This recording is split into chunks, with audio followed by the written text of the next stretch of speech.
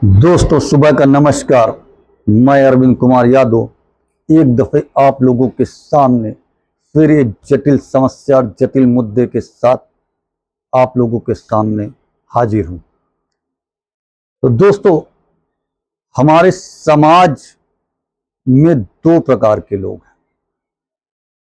एक ऐसे वर्ग के लोग हैं जो अंधभक्त का चश्मा लगाए हुए, दूसरा वर्ग जो है समाज में शिक्षा को विशेष रूप से महत्व देने वाला व्यक्ति। तो जो अंधभक्त का चश्मा लगाए हैं उन तो अलग ढंग की सोच है, वो हर चीज में एक अपना अलग तर्क देते हैं। मगर जहां पर शिक्षित वर्ग की बात आती है, जो शिक्षा को महत्व देना जानते हैं, उन लोगों को दोस्तों सोच ये रहती है कि शिक्षा को आगे बढ़ाया जाए, क्योंकि बिना शिक्षा के ना हम लोग तरक्की कर सकते हैं, ना हमारा देश तरक्की कर सकता है। तो ऐसे ही एक वर्ग ने शिक्षा को महत्व देते हुए जो आज देश में पेपर निरस्त हो रहे हैं, उनको लेकर दिल्ली के जंतर मंतर में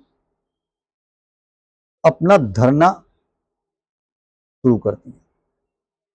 और धरना के समर्थन में हमारे देश के वैज्ञानिक, गौरवशाली वैज्ञानिक सोनम वांगचुक जी ने भी साथ देना शुरू कर दिया।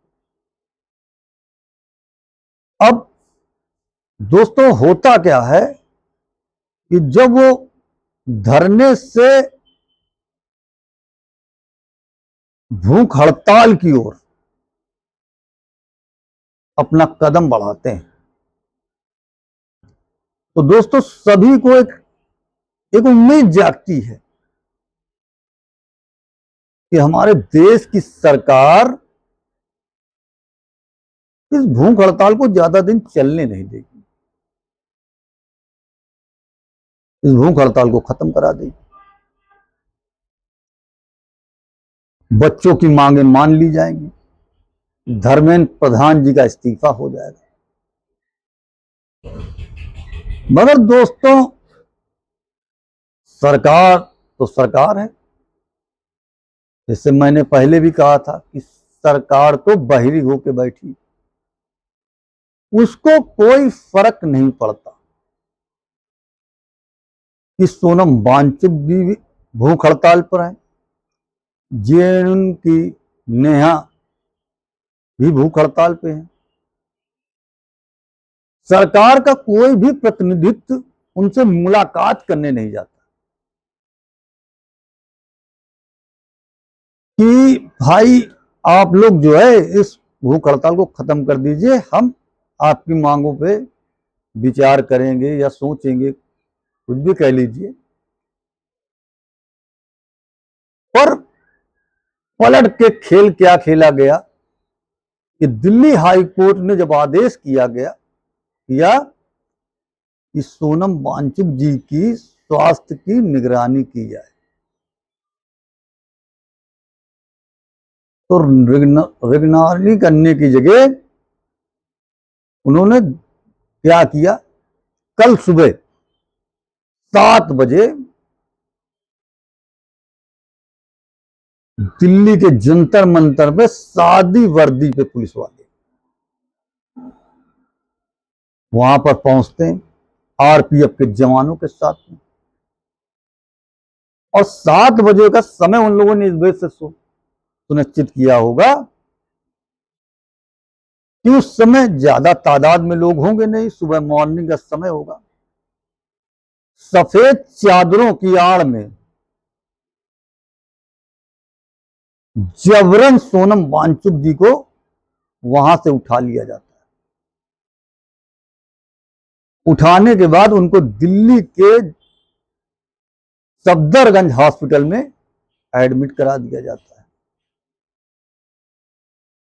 एडमिट कराने के बाद ना उनकी पत्नी को मुलाकात करने दिया जा रहा, ना उनके वकील को मुलाकात करने दिया जा रहा। खैर, अभी तक जो सूत्रों से जानकारी मुझको प्राप्त हुई है तो सोनम वांगचुक जी का आमंत्रण जारी है। अभी तक उन्होंने अन्न को छुआ भी नहीं। अब दिल्ली पुलिस इसी में दिल्ली हाई कोर्ट का उदाहरण देती है कि दिल्ली हाई कोर्ट ने कहा था कि आप सोनम वांगचुक जी की स्वास्थ्य की निगरानी करें। इस वजह से हमने उनको उठाकर अस्पताल में एडमिट कराया है। तो दोस्तों, ये तर्क तो कहीं से समझ में ही नहीं आ रहा कि दिल्ली पुलिस कहां से जायज है।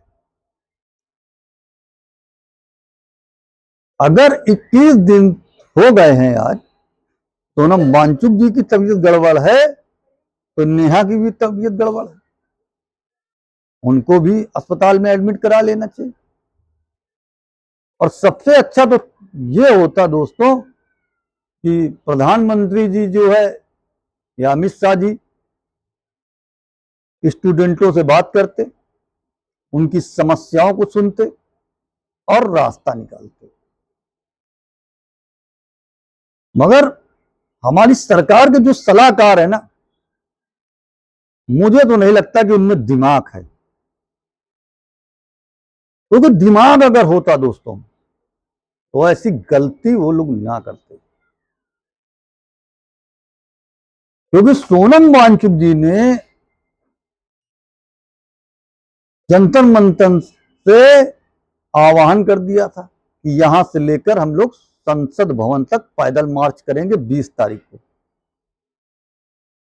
इसी से सरकार डर गई और आनंद फानंद में उन्होंने ये खेल खेल दिया। मगर इसका उल्टा हो गया दोस्तों। उल्टा ऐसे हो गया कि अब पहले तो खैर कई पार्टियां के लोग वहां गए, अरविंद केजरीवाल जी भी जा चुके हैं, संजय सिंह भी जा चुके हैं, पवन खेड़ा जी भी जा चुके हैं, टीएमसी के भी लोग जा चुके हैं, समाजवादी पार्टी की डिंपल यादव भी जी जा चुकी हैं वहां पर। सब लोगों ने अपना समर्थन दिया। कल जब ये घटना घटी इसके बाद राहुल गांधी जी का भी ट्वीट आता है। ये हमारा देश दोस्तों समझ में नहीं आ रहा किस ओर जा रहा। एक शांतिपूर्ण ढंग से चल रहे प्रदर्शन से भी सरकार को दिक्कत है, और दिक्कत है तो सरकार के लिए कौन सी बहुत बड़ी बात थी एक मंत्री का इस्तीफा कराने के लिए। ये प्रश्न चिन्ह है। आप लोग सोचिएगा इस वजह से कि जो लोग दिल्ली के जंतर मंतर पे बैठे हुए हैं वो अपने लिए नहीं बैठे। एक व्यक्ति जो बैठा हुआ था भूख हड़ताल पे वो अपने लिए नहीं बैठा था। एक 60 साल का वृद्ध बुजुर्ग आदमी किसकी लड़ाई लड़ रहा है, मैं आपसे पूछना चाहता हूं। कल को अगर इन विद्यार्थियों की मांग, सोनम वांगचुक जी की मांग मान ली जाती है तो हमारे आपके ही तो बच्चों का, भाइयों और बहनों का ही भविष्य बनेगा। सरकार ने इस ओर नहीं ध्यान दिया और ना हम आप ध्यान देते हैं। हम आप तब ध्यान देते हैं जब हमारे आपके ऊपर बीतती है। जब तक हमारे घर में आग नहीं लगेगी तब तक हमको फर्क नहीं पड़ता। तो क्या दोस्तों आप लोग इंतजार कर रहे हो कि जब हमारे आपके घर का कोई बच्चा आत्महत्या कर ले तब हम जागेंगे? उन 19 परिवारों से पूछिए जिनके बच्चों ने आत्महत्या की है, उनके मां बाप से पूछिए उनकी पढ़ाई के लिए कितना रुपया उन्होंने कर्जा लिया होगा। आज सोनम वांगचुक जी